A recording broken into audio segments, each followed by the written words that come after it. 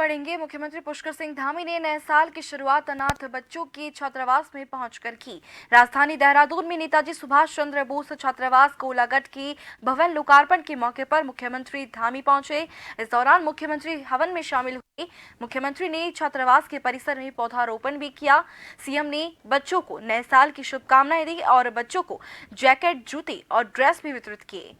मुख्यमंत्री पुष्कर सिंह धामी ने कस्तूरबा गांधी बालिका छात्रावास की बच्चियों को बोर्ड परीक्षा में टॉप करने पर 11,000 इनाम भी दिया। उत्तराखंड के शिक्षा महानिदेशक बंशीधर तिवारी ने इस दौरान कहा कि मुख्यमंत्री धामी बच्चों की शिक्षा को लेकर हमेशा से जागरूक हैं।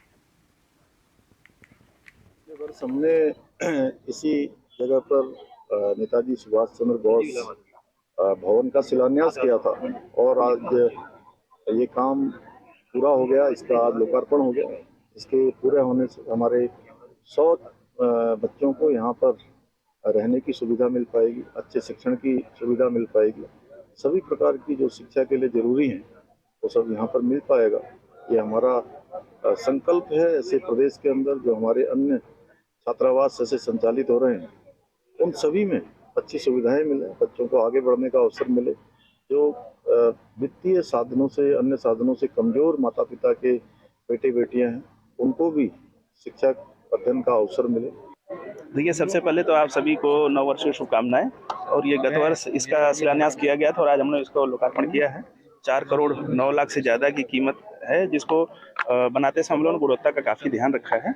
और यहाँ पर जो छात्र रहेंगे 100 के करीब, उनके रहने, खाने, भोजन, परिधान सबकी व्यवस्था राज्य सरकार के द्वारा और केंद्र सरकार के द्वारा की जा रही है। मुख्यमंत्री पुष्कर सिंह धामी ने नए साल की शुरुआत में ही उत्तराखंड में जमीनों को लेकर बड़ा आदेश जारी किया है। उत्तराखंड में अब सरकार के अगले आदेश तक एग्रीकल्चर और हॉर्टिकल्चर के लिए राज्य के बाहरी व्यक्ति जमीन नहीं खरीद सकेंगे।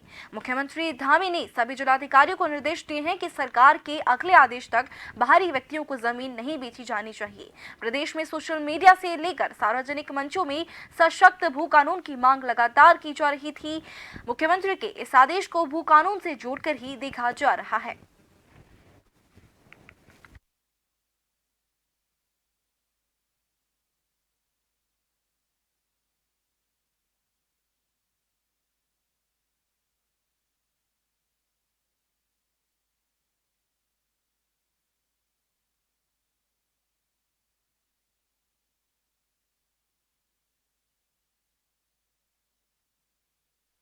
मैंने पिछले वर्ष मई में भी कैबिनेट में इस बात की चर्चा की थी और एक हमने निर्णय तभी ले लिया था कि प्रदेश के अंदर जितने भी प्रकार की जो जमीनें खरीद रहे हैं उनका पहले हम वेरिफिकेशन करेंगे और वेरिफिकेशन करने के बाद उसको जो है, जो विधिक मान्यता है या स्वीकृति है वो प्रदान करेंगे।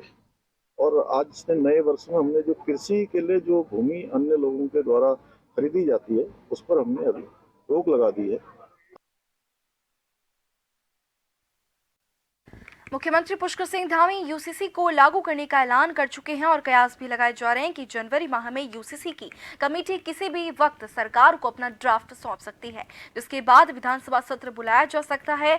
पूर्व नेता प्रतिपक्ष प्रीतम सिंह ने यूसीसी को लेकर बयान दिया है। प्रीतम सिंह का कहना है कि 2022 चुनाव के दौरान भाजपा को एहसास हुआ था कि वो चुनाव हारने वाली है, इसलिए यूसीसी का नारा दिया। जब सदन में ड्राफ्ट आएगा तो अपनी बात रखेंगे। भाजपा लगातार अन्य प्रदेशों में भी चुनाव जीतने के लिए यूसीसी का जिक्र कर रही है। यूसीसी राज्य का नहीं बल्कि राष्ट्र का विषय है, लेकिन इस पर केंद्र सरकार मौन है। देखिए, यूसीसी का आप जब जिक्र करते हैं, 2022 का जब चुनाव चल रहा था और उस चुनाव में जब भाजपा को ये एहसास हुआ कि वो परास्त होने जा रही है, तो उन्होंने यूसीसी का नारा देने का काम किया है और ड्राफ्ट बनकर के तैयार हो गया है। जब सदन में आएगा तो निश्चित रूप से हम उस ड्राफ्ट के अनुरूप अपनी बात कहने का काम करेंगे। लेकिन ये भाजपा का चरित्र है, इन्होंने अन्य प्रदेशों में भी यूसीसी का जिक्र किया चुनाव जीतने के लिए। लेकिन मैं समझता हूं कि जब हम यूसीसी का जिक्र करते हैं तो वो एक राज्य का विषय नहीं है। लोकसभा चुनाव को लेकर भाजपा की तैयारी तेजी से चल रही है। बता दें कि भाजपा ने लोकसभा चुनाव के तहत विस्तारकों को चुनावी कमान सौंप दी है। भाजपा प्रदेश मुख्यालय सचिव कौस्तुभानंद जोशी ने कहा कि हर चुनाव बीजेपी के विस्तारकों की अहम भूमिका रहती है, जो कि हर बूथ, हर मंडल, हर शक्ति केंद्र से लेकर प्रत्येक विधानसभा के हर क्षेत्रों में जाकर पार्टी के पक्ष में प्रचार करते हैं। जोशी ने बताया कि बीजेपी अपने सबसे निष्ठावान कार्यकर्ताओं को ही विस्तारक की जिम्मेदारी देती है। उन्होंने बताया कि जल्द ही सभी विस्तारक अपने अपने विधानसभा क्षेत्र में निकल जाएंगे और पार्टी के पक्ष में चुनावी प्रचार करेंगे। हर चुनाव में पार्टी की एक रचना है विस्तारकों की, जो विभिन्न विधानसभाओं में जाकर पार्टी की रीति नीति के अनुसार जो हमारे काम होते हैं बूथ स्तर के, इन सभी कामों की देखरेख करते हैं और अपने संगठन के बहुत निष्ठावान कार्यकर्ता चुन के इसमें आते हैं। और इस समय जो लोकसभा चुनाव है 2024, इसके लिए 70 की 70 विधानसभाओं के लिए हमारे कार्यकर्ता विस्तारक के रूप में तैयार हैं। अब जल्द ही हम उनकी सारी योजना बैठक हो चुकी है और 1-2 दिन में वो लोग सब अपने अपने विधानसभा के लिए चले जाएंगे। ये गाड़ी कब जनवरी महीने से बीजेपी के लोकसभा चुनावों की तैयारियां तेज होने जा रही है। 4 जनवरी को बीजेपी के सभी मोर्चे और प्रकोष्ठ की बड़ी बैठक देहरादून में आयोजित होने जा रही है, जिसमें बीजेपी लोकसभा चुनावों और तमाम सम्मेलनों की रूपरेखा तैयार की जाएगी। बीजेपी प्रदेश महामंत्री आदित्य कोठारी ने बताया कि इस बैठक में आगामी तमाम कार्यक्रम तय किए जाएंगे। महत्वपूर्ण है कि 4 तारीख को देहरादून में हमारे जो सभी मोर्चे हैं 7, उन मोर्चों के प्रदेश के पदाधिकारी, समस्त पदाधिकारी और जिलाध्यक्षों तक का ये एक बड़ी बैठक देहरादून में होने जा रही है और उसमें मोर्चों के द्वारा केंद्रीय स्तर से और प्रदेश के स्तर से कुछ कार्यक्रम उसके लिए तय हुए हैं। उन कार्यक्रमों की अंतिम रूपरेखा 4 तारीख को तय होगी। उत्तराखंड की धामी सरकार जहां अब भू कानून और मूल निवास के लिए काम कर रही है, तो वहीं प्रदेश के तमाम राजनीतिक दल लगातार भाजपा सरकार से प्रदेश में सशक्त भू कानून और मूल निवास पर कानून बनाने की मांग कर रहे हैं। डोईवाला तहसील में उत्तराखंड क्रांति दल के नेताओं ने जिलाध्यक्ष केंद्रपाल तोपाल के नेतृत्व में एसडीएम के माध्यम से मुख्यमंत्री को ज्ञापन सौंपा, जहां पूरे उत्तराखंड में सशक्त भू कानून और मूल निवास 1950 को लेकर लागू करने को लेकर आंदोलन हो रहे हैं। तो वहीं आज उत्तराखंड क्रांति दल ने डोईवाला उप जिलाधिकारी के माध्यम से मुख्यमंत्री को ज्ञापन सौंपा गया और मांग की गई कि उत्तराखंड क्रांति दल राज्य स्थापना वर्ष 2000 से ही आम जनमानस के लिए सशक्त भू कानून और मूल निवास 1950 लागू करने की मांग कर रहा है। हमारा सीधा सा कहना है, मूल निवास 1950 से कम हमें कोई मंजूर नहीं है। वो हमारा हक है, अधिकार है, हम कोई भीख में नहीं ले रहे हैं। और जिस तरह हिमाचल राज्य में भू कानून बना था, उसी तर्ज में उत्तराखंड राज्य में भू कानून बनाया जाए। जो लागू होना है वो अभी तक हमारी सुनवाई नहीं हो रही है। हम चाहते हैं कि भू कानून लागू हो, जैसे हिमाचल में जैसे लागू हो वैसे हमारा यहाँ पर भी होना चाहिए। यहाँ पर जो बेरोजगारी है, यहाँ पे जो बाहर के आकर हमारे यहाँ पर उत्तराखंड में आकर ज़मीन खरीद देते हैं, मतलब जो भी है, मतलब हमें हमारे यहाँ के लोगों को भी बेरोजगारी से बचाना है, तो हमें भू कानून लाना ही पड़ेगा।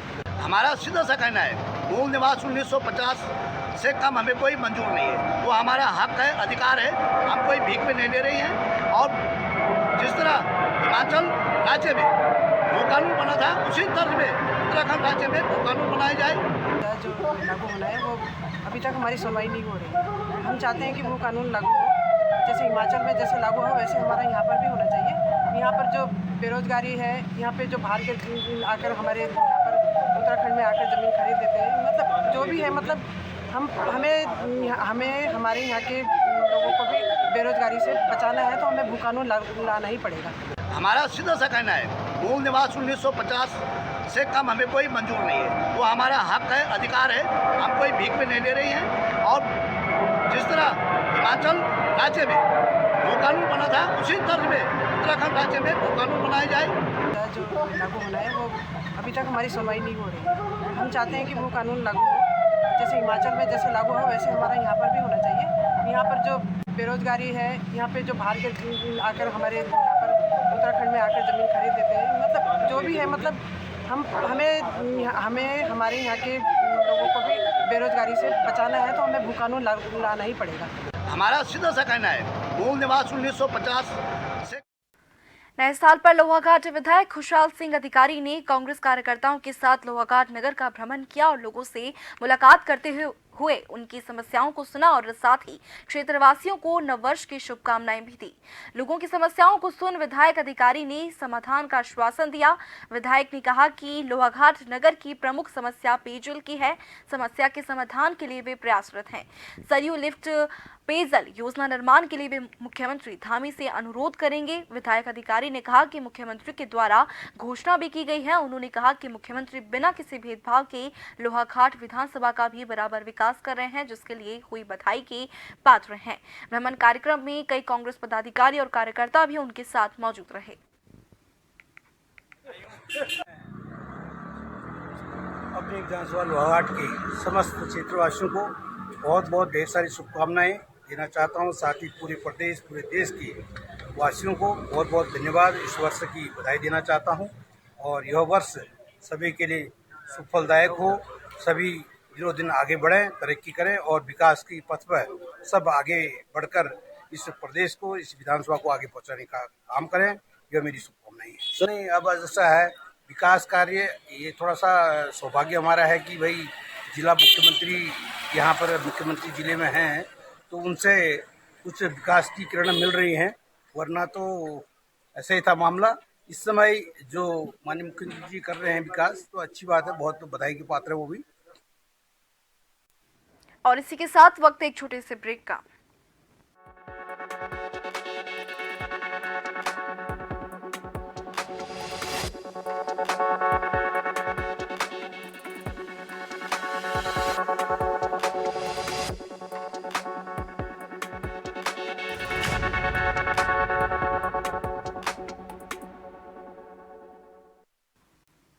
ब्रेक के बाद आप सभी का स्वागत है। बढ़ेंगे खबर की ओर। रुड़की के भगवानपुर नगर पंचायत के द्वारा भारत संकल्प यात्रा का आयोजन किया गया, जिसमें तमाम विभागों के आला अधिकारियों ने जनता की बात सुनी और अपने विभागों के बारे में जानकारी दी, जिसमें भगवानपुर उप जिलाधिकारी भी मौजूद रहे। वहीं कार्यक्रम में भारतीय जनता पार्टी के कद्दावर नेताओं ने शिरकत की और मोदी सरकार के बारे में लोगों को जानकारी दी। राज्य मंत्री श्यामवीर सैनी ने कहा कि मोदी सरकार की गारंटी योजना की गाड़ी आज भगवानपुर पहुंची है। विकसित भारत संकल्प यात्रा दिल्ली से चलकर गांव-गांव घूमकर नगर पंचायत भगवानपुर पहुंची है, जहां 18 विभागों के अधिकारियों ने अपने अपने विभागों के बारे में लोगों को जागरूक किया और विभागों से मिलने वाले लाभ के बारे में जानकारी दी।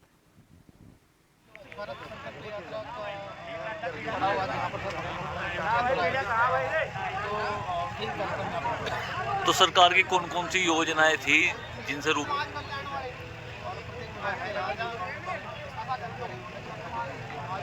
अच्छा अगर कोई पर्सनल शिकायत आती है तो उसकी कार्रवाई की जाएगी। अगर आपके संज्ञान में नहीं, हर जगह जहाँ कॉलोनी कट रही है, चाहे वो क्या नाम इसका गागालेडी रोड पे हो और यहाँ पर जितने हरे भरे बाग थे सर सब काट दिए गए। नहीं, अगर उसकी बिना परमिशन के काटे गए हैं उसकी कार्रवाई की जाएगी। आप बताइए वहाँ काम है। मोदी सरकार की गारंटी की गाड़ी आज नगर नगर घूम रही है। हमारा विकसित भारत संकल्प यात्रा ये दिल्ली से चल के पूरे गांव-गांव होते हुए आज इस नगर पंचायत हमारी भगवानपुर में पहुंच गई है और इसमें 18 विभागों के अधिकारी हैं जो सरकार के स्वास्थ्य विभाग, समाज कल्याण विभाग, सब विभाग के, उद्यान विभाग, कृषि विभाग, सबने अपना प्रेजेंटेशन दिया है उनकी क्या योजनाएं हैं और वो लोगों की क्या सेवा कर सकते हैं।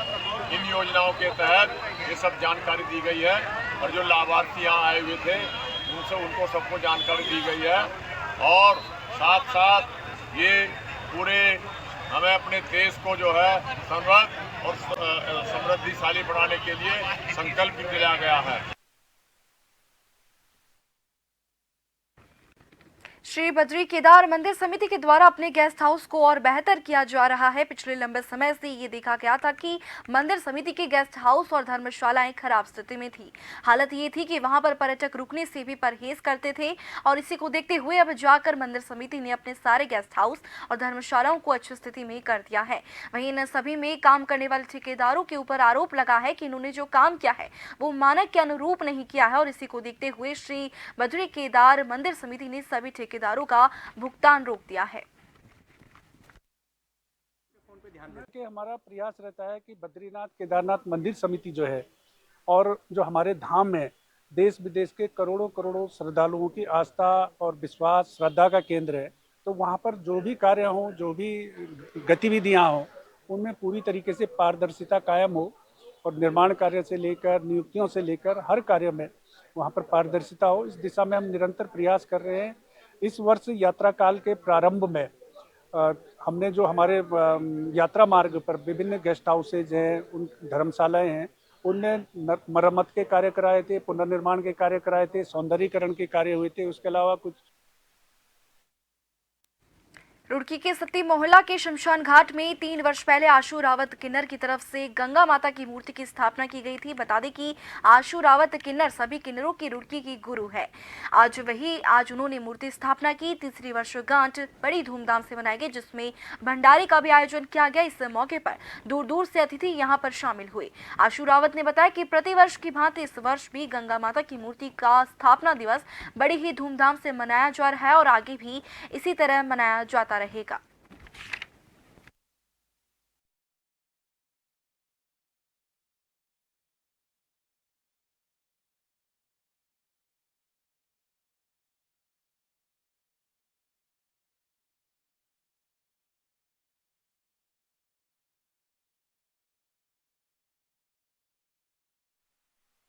सभी को मेरे जितने भी रुड़की वासी हैं, सभी को मेरी तरफ से नव वर्ष की हार्दिक शुभकामनाएं।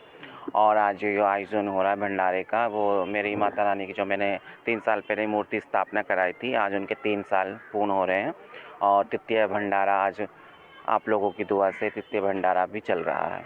ये आपकी तरफ नहीं थे? नहीं, ये मेरी स्वयं की इच्छा थी कि मुझे अपने यहाँ पे मोक्षदायिनी माँ गंगा की मूर्ति की स्थापना करानी है, तो ये मेरी स्वच्छ मेरी अपनी जिम्मेदारी है और मैंने अपनी मर्जी से ही कराया, ऐसा कुछ नहीं। हाँ जी, क्यों नहीं लेना चाहिए, हमारा सनातन धर्म है। आज हमारी माता रानी की प्राण प्रतिष्ठा हुई थी गंगा माँ जी की। ये हमारा रुड़की के अंदर इमली रोड शमशान घाट भूमि में मेरी आशु गुरु जी ने यहाँ पे, आशु रावत जी ने, मेरी गुरु जी ने यहाँ पे प्राण प्रतिष्ठा करवाई थी गंगा माँ जी की। तो हर साल हम यहाँ बड़े हर्ष उल्लास से बहुत भव्य आयोजन करवा के हवन यज्ञ के साथ खूब अच्छे से यहाँ पे भंडारा करवाते हैं। और तीसरा विशाल भंडारा है और प्राण प्रतिष्ठा हुई थी, यहाँ पर मूर्ति की स्थापना हुई थी, तब भी मैं यहाँ पर आया था और हर वर्ष की भांति इस वर्ष भी आया हूँ। और बड़े आदर सम्मान से लोग हमें यहाँ पर आमंत्रित करते हैं और हम लोग आते हैं और प्रभु की इच्छा जो होती है उसके अनुरूप ही कार्य होता है। श्री राम दल का प्रदेश अध्यक्ष हूँ मैं और हरिद्वार से मैं यहाँ अपनी टीम के साथ आया हूँ। बजरंग दल के कार्यकर्ता हमारे साथ हैं और हर वर्ष आते हैं और इनका इतना स्नेह देखकर रुका नहीं जाता और हमेशा में इच्छा रहती है कि भाई नया साल नई उमंग लेके आएगा। और 1 तारीख को जब उत्तरकाशी की हर्षल वैली में पर्यटक दिन प्रतिदिन हर्षल वैली का रुख कर रहे हैं। वहीं होटल व्यवसायियों का कहना है कि नया साल मनाने के लिए पर्यटकों की संख्या बढ़ती जा रही है। वहीं सभी होटल्स बुक हो चुके हैं। पर्यटकों का कहना है कि हमें यहां पर काफी अच्छा लग रहा है और इस वैली की खूबसूरती हमें अपनी ओर खींचती है। हर्षल वैली में आया हूँ जो कि बहुत खूबसूरत वैली है और मेरा ये पहला साल है इधर आने का। बाकी मैं पहाड़ों में बड़ा घूमता हूँ, बट यहाँ के मैंने महसूस किया कि यहाँ की वाइब्स बहुत ही अलग है। और यहाँ से एक तो बहुत खूबसूरत ट्रैक जाते हैं, अगर जिसको पता ना हो, एक तो क्यारकोटी बहुत अच्छा ट्रैक है यहाँ का, और अभी एक और नवंबर टॉप करके आया, बहुत ही अच्छा है। अयोध्या में भव्य राम मंदिर का निर्माण तेजी से हो रहा है, तो वहीं मंदिर के प्रथम तल में 22 जनवरी को भगवान श्री राम, माता जानकी और लक्ष्मण जी और हनुमान जी की मूर्ति की प्राण प्रतिष्ठा की तैयारियों में मंदिर समिति जुटी हुई है। तो वहीं देश भर के राम भक्तों में भक्ति की खुमारी मंदिर में रामलला के विराजमान होने की खुशी सर चढ़कर बोल रही है। डोईवाला में भी पूजित अक्षत कलश के साथ ही भगवान राम, लक्ष्मण, सीता और हनुमान जी की शोभा यात्रा हिंदूवादी संगठनों के द्वारा निकाली गई, जिसमें सैकड़ों की संख्या में भक्त शामिल हुए। वहीं डोईवाला बाजार में राम भक्त और शोभा यात्रा पर लोगों ने फूलों की बारिश कर स्वागत किया। विश्व का ये ऐतिहासिक मंदिर भगवान श्री राम का बन चुका है और 22 जनवरी को उसका विधिवत जो उद्घाटन होगा वो अपने आप में ऐतिहासिक होगा। और मुझे तो स्वयं में अपने व्यक्तिगत बात करूं तो राम जन्मभूमि आंदोलन में नई टिहरी जेल गया था, आज वो हमारा सपना साकार हो गया। जिस आंदोलन को हमने आगे बढ़ाया था, आज उस राम की कृपा से आज ये जो है भव्य मंदिर अयोध्या में बन करके तैयार हो गया है। उसके लिए पूरे देश में दीपावली का त्योहार मनाया जाएगा। सैनिकों में तो बहुत सारा जोश भरा हुआ है और जुनून के अंदर जोश है। ये जुनून ऐसा नहीं है, ये पूरा भारत को विश्व गुरु बनाने का ये सपना है। ये हिंदुत्व ही बढ़ाएगा इसको, और हिंदुत्व कभी कम नहीं हो सकता है। हिंदुत्व की अब कायम रह चुका है, हिंदुत्व जो आगे बढ़ेगा, हिंदुत्व की मिसाल बनेगी और पूरा देश के अंदर एक नई जागृति जल चुकी है, नई ज्योति जल चुकी है। आज के दिन का इंतजार था और मैं तो खिलाड़ी होने के नाते करता हूं कि सब खिलाड़ियों को भी इसका इंतजार था। मैं अभी पीछे मुझे याद है कि जब राम जन्मभूमि का था उस वक्त मैं लखनऊ था, उसके बाद बॉम्बे था, तो हमें पता है कि हमने कितने कष्ट रहे हैं। और मैं तो ये कहूँगा आज पूरा जागृति है और डोईवाला में बड़ी पब्लिक जो है फूलों से बादशाह से सबका रिस्पेक्ट कर रही है और मुझे पूर्ण विश्वास है कि ये लहर पूरे विश्व में है। और ये 7 दिनों से लगातार जोशीमठ ब्लॉक के अंतर्गत आने वाला सबसे दूरस्थ गांव डुमक कलकोट गांव के स्थानीय ग्रामीण सड़क संबंधित समस्या को लेकर अपने ही गांव में लगातार 7 दिनों से धरने पर बैठे हुए हैं और लगातार नारेबाजी कर रहे हैं और साथ ही अपनी मांगों पर अड़े हुए हैं। स्थानीय ग्रामीणों का कहना है कि अगर जल्द ही शासन प्रशासन सड़क जैसी मूलभूत समस्याओं को लेकर कार्रवाई नहीं करता है तो वे संपूर्ण ग्रामवासी आने वाले दिनों में और भी तेज उग्र आंदोलन करेंगे, जिसकी संपूर्ण जिम्मेदारी शासन और प्रशासन की होगी। सैंजी लगा मोटर मार्ग को शीघ्र शुरू नहीं किया जाएगा तो हम दिनांक 1 जनवरी से हम पद यात्रा निकाल रहे हैं, जो कि उर्गम वैली और सैंजी लगा मोटर मार्ग के तमाम गांवों को जोड़ते हुए हम जिला प्रशासन को जिला मुख्यालय तक जाएंगे और उस दिन उग्र आंदोलन करेंगे, जिसकी सारी जिम्मेदारी शासन प्रशासन की होगी। और इसी के साथ बुलेटिन में फिलहाल के लिए इतना ही। बने रहिए जन टीवी के साथ। नमस्कार।